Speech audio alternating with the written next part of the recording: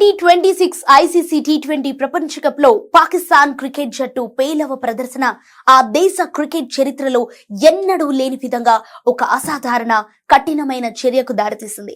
టోర్నీలో ఆశించిన స్థాయిలో రాణించలేకపోయినందుకు ప్రతి ఆటగాడికి పీసీబీ సుమారు 5 మిలియన్ పాకిస్తానీ రూపాయలు అంటే సుమారు 18,000 అమెరికన్ డాలర్లు భారీ జరిమానా విధించింది.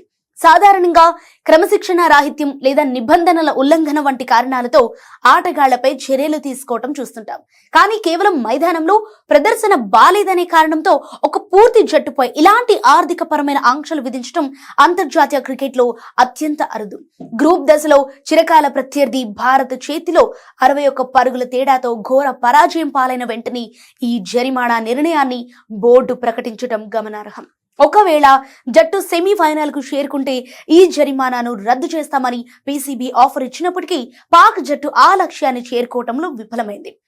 సూపర్ 8 దశలో న్యూజిలాండ్ తో మ్యాచ్ వర్షార్పణం కావటం, ఇంగ్లాండ్ చేతిలో ఓటమి పాలవటం పాక్ అవకాశాలను దెబ్బతీశాయి. చివరి మ్యాచ్ లో శ్రీలంకపై స్వల్ప తేడాతో గెలిచినప్పటికీ నెట్ రన్ రేట్ సమీకరణాల్లో వెనుకబడి వరుసగా 4వ ఐసీసీ మెగా ఈవెంట్ సెమీస్ చేరకుండానే ఇంటి ముఖం పట్టింది.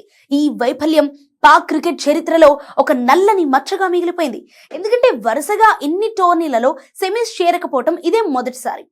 పీసీబీ తీసుకున్న ఈ కఠిన నిర్ణయం వెనుక బోర్డు ప్రెజెంట్ పరిపాలనా యంత్రాంగం యొక్క కఠిన వైఖరి ఇక్కడ స్పష్టంగా కనిపిస్తోంది. గతంలో కూడా ఆసియా కప్ ఫైనల్లో భారత చేతిలో ఓడిపోయినప్పుడు ఆటగాళ్లకు విదేశీ లీగ్లలో ఆడేందుకు ఇచ్చే ఎన్ఓసీఎస్ తాత్కాలికంగా రద్దు చేయడం ద్వారా బోర్డు తన అసంతృప్తిని తెలియజేసింది. అయితే ఈసారి జరిమానా రూపంలో నేరుగా ఆటగాళ్ల జేబులకు చిల్లు పెట్టడం చర్చనీయాంశంగా మారింది.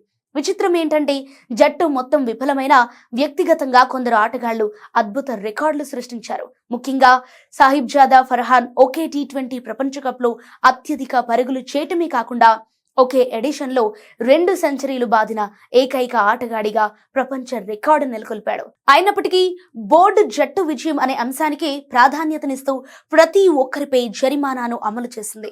ఈ పరిణామం పాక్ డ్రెస్సింగ్ రూమ్ లో ఎటువంటి అసమ్మతికి దారితీస్తుందో అన్న ఆందోళన వ్యక్తమవుతోంది. కేవలం సాంకేతిక వైఫల్యాల ఆధారంగా జరిమానాలు విధించడం భవిష్యత్తులో ఆటగాళ్ల మనోధైర్యాన్ని దెబ్బతీసే అవకాశం ఉందని క్రీడా విశ్లేషకులు అభిప్రాయపడుతున్నారు.